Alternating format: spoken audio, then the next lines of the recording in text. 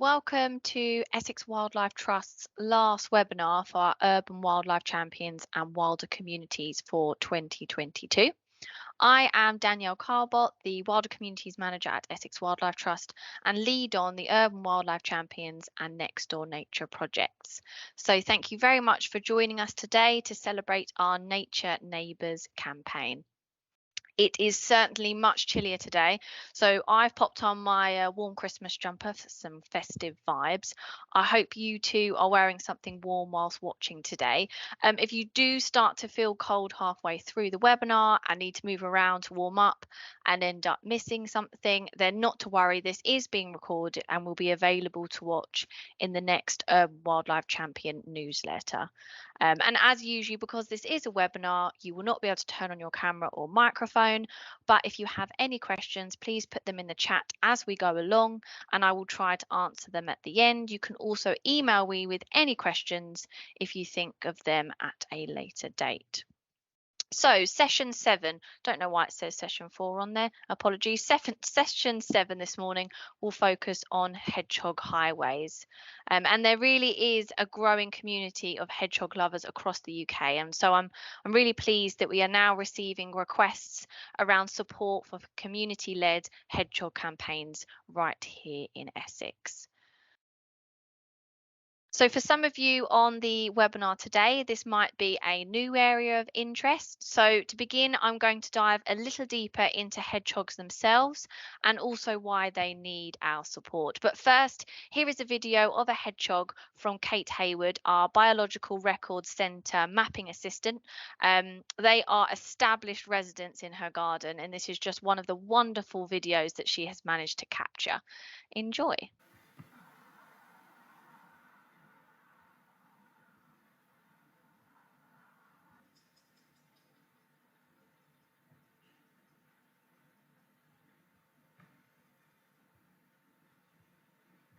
Hedgehogs are nocturnal mammals, as you will have seen in that video, with a rounded body that's covered in sort of short, dark, and often yellow-tipped spines. They also have a short tail.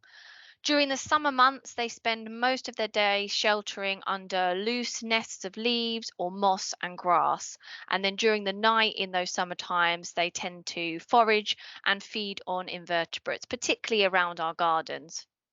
And then during the winter months, they hibernate in more sturdy, densely structured nests between November through to April. And although the timings will differ, often due to things like climatic conditions, prey availability, and the hedgehog itself, we tend to find that hedgehogs do actually, in fact, wake up and sometimes relocate during the winter months as well. So although they do hibernate, you may spot them out and about in the night, especially if you've got a trail camera, you may see them making an appearance. And honestly, who doesn't love these wonderful spiky mammals? Some of you on this webinar today may even be lucky enough to have one snuffling around in your garden already. So, diving into why they need our help. As many of us know, the future of hedgehogs is uncertain, and it has been for quite a while, with around a third lost since the last decade. We are also seeing increasing differences between rural and urban populations. Urban populations seem to be stable, whereas rural populations are remaining low, with declines around sort of 30 to 70% nationally since 2000. So if you're in a village, if you're looking to take action for hedgehogs in a village and you're on this webinar today or watching it on YouTube, then perhaps providing for hedgehogs is the one for you. In the 2022 State of Nature report produced by Hedgehog Street, this population difference was also highlighted, but they also emphasised that gaining an idea of numbers of hedgehogs is really, really difficult. In that report, they suggest that the Mammal Society has estimated an overall population of around 879,000, but there is a lot of uncertainty around this figure. And for urban areas, although the numbers are stable, road mortality and increasingly enclosed gardens could become a larger issue. Currently, around 167,000 to 335,000 are killed on our roads in Great Britain every year already. So it's becoming a much bigger problem. But there is hope for increased recovery, and you may find the map on the screen of some interest as it depicts the population density of hedgehogs through the time right up until 2019. So it really highlights that taking action for hedgehogs and initially being in this webinar today to think about how you might do that is only going to help. To note as well, hedgehogs are listed as a UK priority species and have limited protection. Um, Although that isn't fantastic, they would do much better with more intense protection, but it does mean that they can't be trapped or caught without a license. In addition to this, Hedgehog Street have also just finished pulling together data for their urban conservation research. So, if you're interested in finding out more, please check out their recent webinar on YouTube. It's really, really interesting. But I thought I'd quickly share some of the sort of highlights and headlines today. So, they got 6,000 responses from their online survey around hedgehog highways this year, which collected all sorts of data around what people are currently doing in their gardens, motivations around helping hedgehogs, and also the barriers to taking action. So it's a really interesting one in terms of what's actually already happening and also the challenges that might be there around people taking action. A particular finding that I thought was really interesting was that 54% of their hedgehog champions that installed a hedgehog highway through their own scheme saw an increase in activity, hedgehog activity. So that's a really positive number and provides evidence that hedgehog highways, the thing that we're going to be talking about today, really is effective. So, really great action to take. Another important part of the findings through this survey highlighted that often people don't put holes or gaps in their fences due to perhaps neighbour related concerns or permissions, or they just don't have the correct equipment. So, we'll touch back on this later when we talk about how to bring a hedgehog campaign to life. They also did some field studies in 63 Reading gardens to understand winter activity patterns in urban areas from November all the way through to May. And interestingly, hedgehogs were recorded during every week of the study. As I mentioned, hedgehogs can come out and about. They are seen during winter hibernation. And actually, their activity only dropped off at the end of December last year. So they were out and about quite late. Now, obviously, temperatures, climatic conditions each year do play a role in this, but it gives us an idea that hedgehogs are using our gardens for long periods of times throughout the year. Another important finding from the gardens themselves is that nesting material and nesting sites need to be present in order for them to create these summer and winter nests. And that supplement feeding was the most significant indicator of hedgehog presence during the winter months.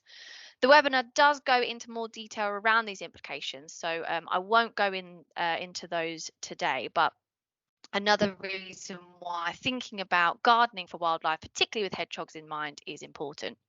And then a last really interesting finding, and something that I was like, wow, it's quite shocking, is that they tracked 28 hedgehogs for 9 nights. And as an example, one hedgehog they looked at over 6 nights was found to have used 27 gardens just in one night, which I just find incredible and really highlights how important our gardens are and how often they're used. I that 27 gardens is almost a whole street. They also found that on average, males used more space than females. And that included front gardens as well, something we don't normally think about. Okay, so hopefully that has inspired you to take action. So we're now going to move on to hedgehog highways themselves. And it's because it's one of those sort of words or phrases that's bandied about, and not everybody knows what it means. So we're just going to look at what that is and how to create one. And it really is the number one action that communities and individuals can take to help hedgehogs thrive in your area. Hedgehog highways are basically doorways for hedgehogs in fences and walls across our gardens. And there's some examples on the screen there. I mean, it links to the idea of connectivity, ensuring that our landscapes, including our gardens, allow for roaming, ensuring our boundaries are permeable. Hedgehogs can roam, as sort of already suggested, around 2 kilometres or around a mile each night. So they need to be able to move from garden to garden without obstruction. And our gardens can be fantastic safe havens for hedgehogs, a good foraging habitat, spaces where they can gather nesting material, and a place where they can find mates as well. So these hedgehog highways, although quite simple, can really create a space for hedgehogs to thrive. Of course, the first action would be to ensure that your own garden is suitable for hedgehogs. But being part of the Urban Wildlife Champions projects means we are looking for a little more. For hedgehogs, it is really important that perhaps an entire street or area in a town or a whole village is connected by hedgehog highways. And as you can see on the screen, a hedgehog hole is a 13 by 13 centimetre gap in your fence or wall. So we are encouraging champions to launch their own local hedgehog highway campaigns where these can be created and mapped out to form those safe networks across entire streets or villages that link not only our gardens but the wilder landscape as well. So to engage and heighten participation in your local area, we have our current Nature Neighbour campaign, which focuses specifically on hedgehogs this year. If you haven't seen it yet, please do look online, and I'm going to go through what Nature Neighbours is sort of providing you this year and how it can help you create that campaign in your local area. To launch this campaign, Bailey Tate, our campaigns officer, commissioned a hedgehog mural, affectionately known as David Hasselhoff, on Chelmsford High Street. I've just got a 60-second video of this mural being painted. It was on the radio when it was being made, and it was just a really great way of celebrating hedgehogs and the fact that our Nature Neighbours campaign is focusing on them this year. So, again, do enjoy.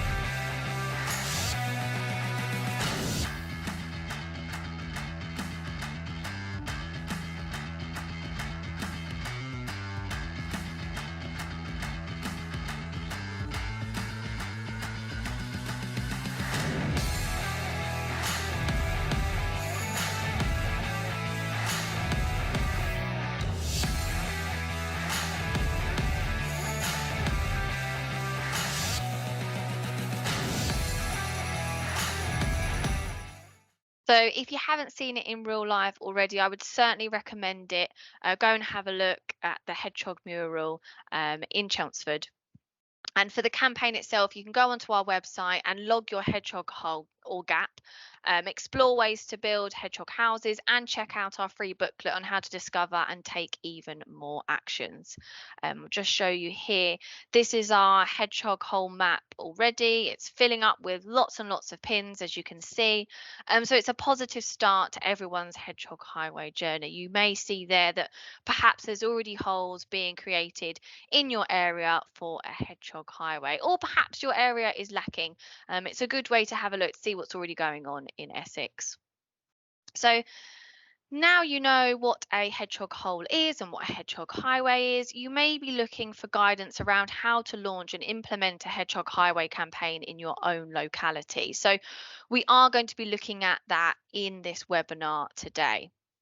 And as an urban wildlife champion, it really is key not to do this by yourself, but to get a team or a group of people together to create this campaign and propel it forward. And the wonderful thing about this action is that it doesn't need to be a formal setup. So you don't need to become constituted or necessarily an official group.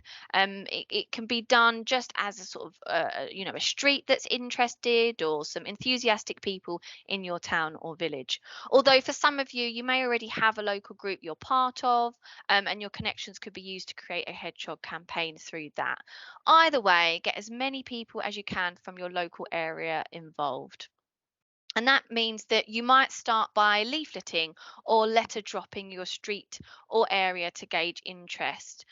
You might create a Facebook group to reach out to other local residents, or you might even hold a hedgehog inspired event to bring everyone together to learn about hedgehog highways.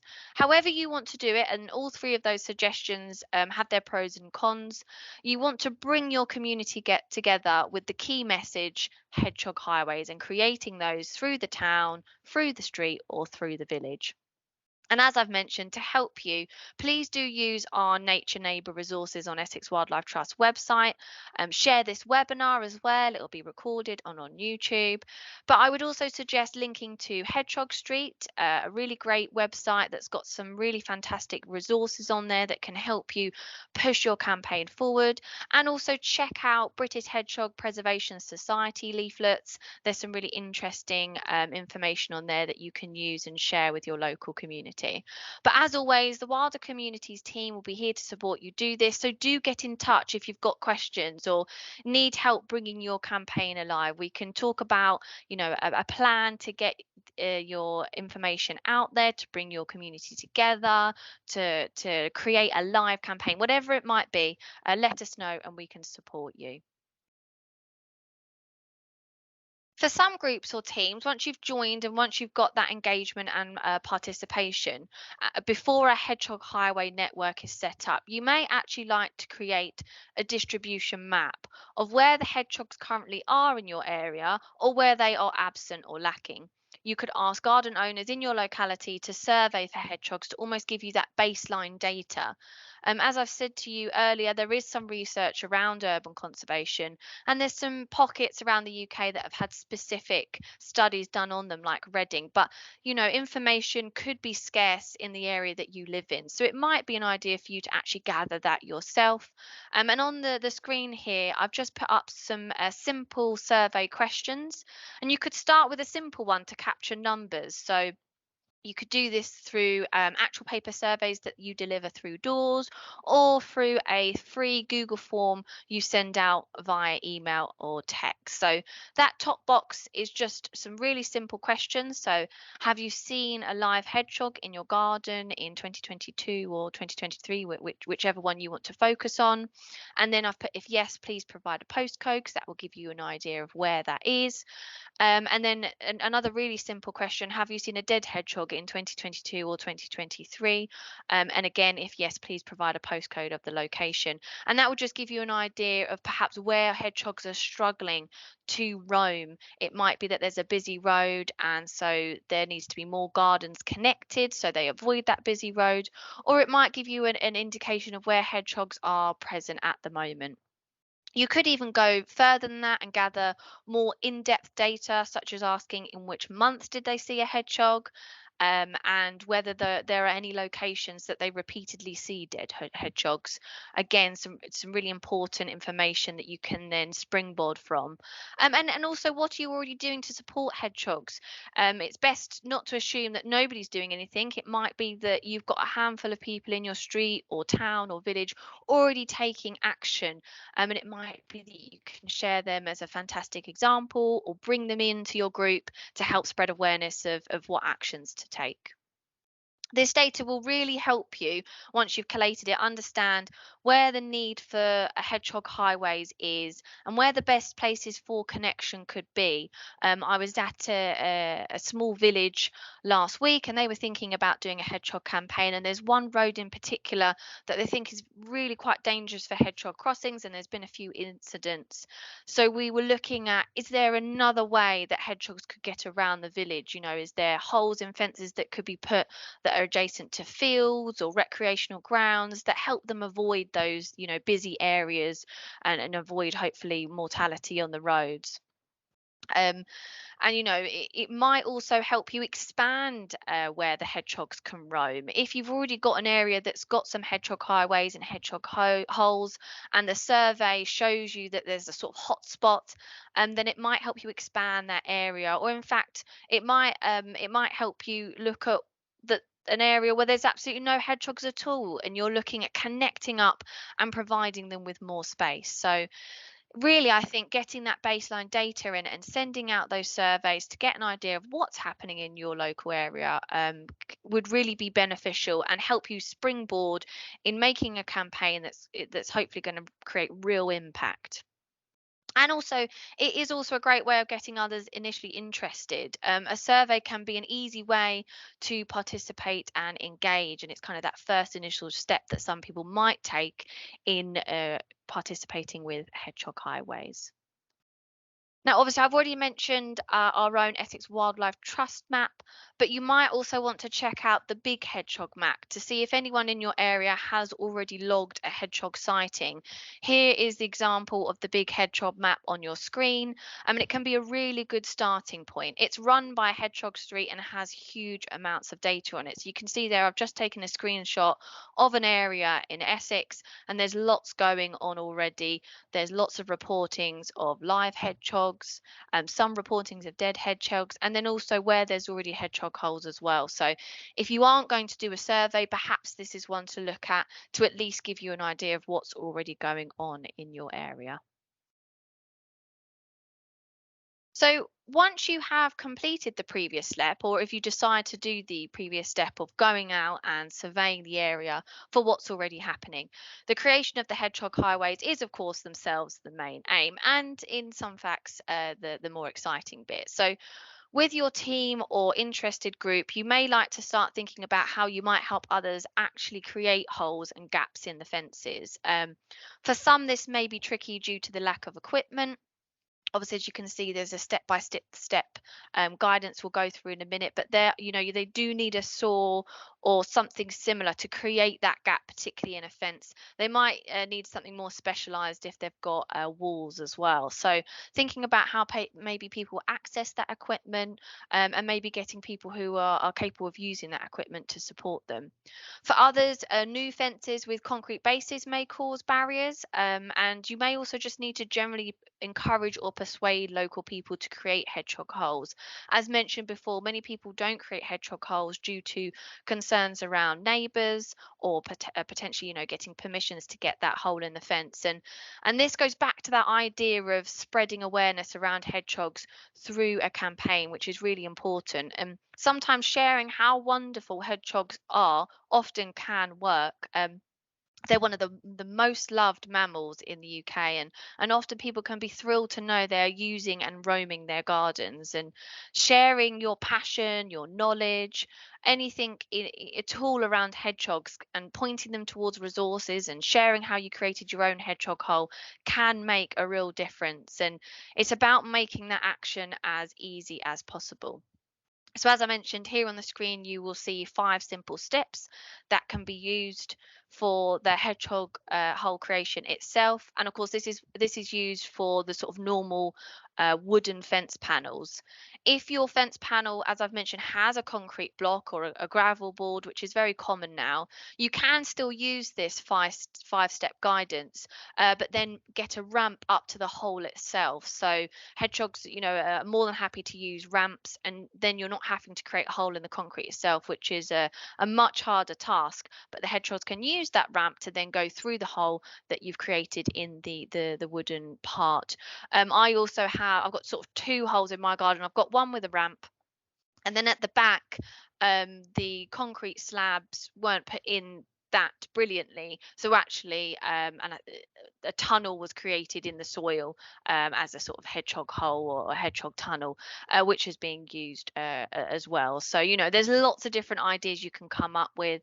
And it might be, looking at pictures of people's fences and giving them kind of ideas of how they might put that hole in or where they could put it. So yeah, just working together to find the best solution and the easiest solution as well. So yeah, just have a look at those steps on the screen, and it's fairly simple. And the biggest thing to think about is the hole should be 13 by 13 centimeters to allow for the correct amount of room. And you can actually take the fence panel out of quite a lot of fences, so you don't need to necessarily create the hole in situ. You can take that fence panel out, then saw out your shape and then pop it back in. They've also suggested on there for step 4 to actually sand the hole that you create as well. It may be sort of jaggedy, or got some sharp edges to it. So just sanding that to make it as safe as possible is also a good suggestion. A really awesome invention is also actually available from Birkdale. So if you're finding that maybe a lot of people are getting new fences in your area, or you're in an area that more houses are being built, then this is a really great installation. It's sort of a hedgehog hole that can be inserted into the gravel board themselves, and you've got a picture there on the left. And it's a fantastic way to put hedgehog holes into new fencing, and I think they look quite good as well. To make your holes more purposeful as well, if you haven't got new fencing and you're putting this into old fencing, then you can actually buy a PTES Hedgehog Highway sign, which you can see there on the right, that green one at the top. And it just makes it a little bit more purposeful. It highlights to people that you've got a hedgehog hole. It sort of champions that you're taking action. And it's a nice way of showing that, your fence isn't falling apart. You've actually done this on purpose to create that hedgehog highway so that hedgehogs can roam in your garden. Or, if you haven't got, people interested in buying these, or you don't have funding because you're not, officially constituted group, then why not create these as a community? You can do wooden signs just as easily. Perhaps get your local school involved, maybe painting on the hedgehogs, whatever it might be. Sometimes signage can be a really important step. A really great way of sort of enthusing people and getting them involved is suggesting that when your hedgehog highway is put up, or your hedgehog hole, whatever it might be, that people can install trail cameras. They can be really useful to look at whether a hedgehog is actually using the hedgehog hole, where they roam in your garden, where they're coming from, how often they come, how many. It's just a really exciting way of keeping sort of check on what's happening in your town or villages. And if you've got a few of those trail cameras, it can really start to build a picture. You've also got hedgehog tracking tunnels, such as the one on the screen. You've got like a diagram there on the right, and then sort of an in live action shot up on the left there. And they're really fun. So if a hedgehog passes through the tunnel, natural dive footprints will appear on the paper, and you'll know basically that a hedgehog is using your garden, and their footprints are really cute to look at. So children enjoy getting involved with that one. It's a good way of evidencing that your hedgehog holes are being used. So once you've got your hedgehog highway up and running, and you've got maybe a sort of a network through your street, or a network through an area of your town or village, a further step might also be to create hedgehog houses within these highways, and it's quite a popular thing to do nowadays. So we've got actually our ambassador, Andrew Millam, here to share some tips with you on what to do to create hedgehog houses, and also some general tips on gardening for hedgehogs as well.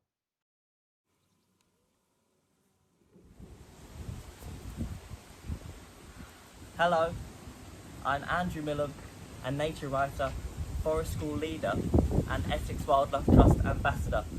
It's very windy today, and there's acorns falling all around my head, so it's certain that we've entered the season of autumn. But over the oncoming winter, a few of our British species shut down almost entirely until spring springs forth. There's only one of those species that comes to mind when I say the word hibernation. Of course, that species is the hedgehog, one of our best loved nature neighbours and the gardener's friend. So, let's talk about hedgehog houses. Now is the perfect time of year to place a hedgehog house, or even make one yourself. But where should you put your hedgehog house? If you're putting it in a garden, somewhere sheltered, like against a garden shed, is perfect, like this one behind me. Or by a garden fence so it's protected on one side. If you're placing it somewhere else, you can tuck it right into a hedgerow so it's nice and protected and sheltered.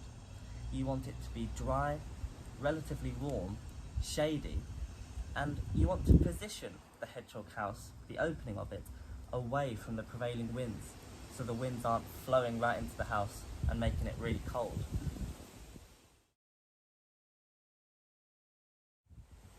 In my forest school site, my hedgehog house is tucked up safely amongst brambles and holly. I might move it closer to a fence this year just to increase the chances of a hedgehog calling it home. I filled it with what they call garden debris, which are things that the hedgehog would naturally find and fill its nest with. These are things like grass, twigs, and leaves.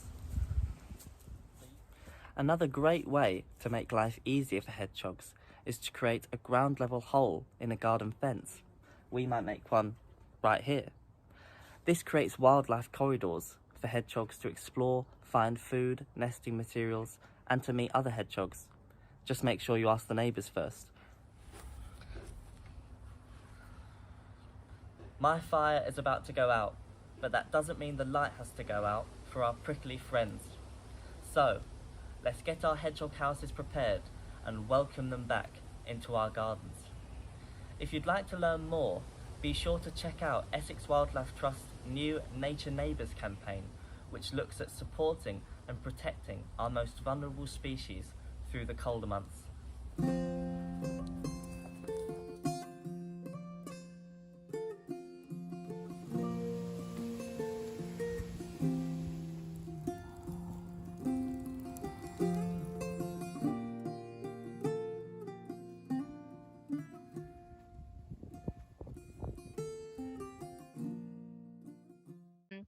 I've got a couple of bits to share with you for hedgehog houses. We had a competition for Nature Neighbours campaign this year, and on the screen you can see a handful of the entries. So these are some fantastic examples of people across Essex who have made their own hedgehog houses, and you've got a few there that are already under those leaf piles, tucked away in areas that hedgehogs are going to feel nice and warm.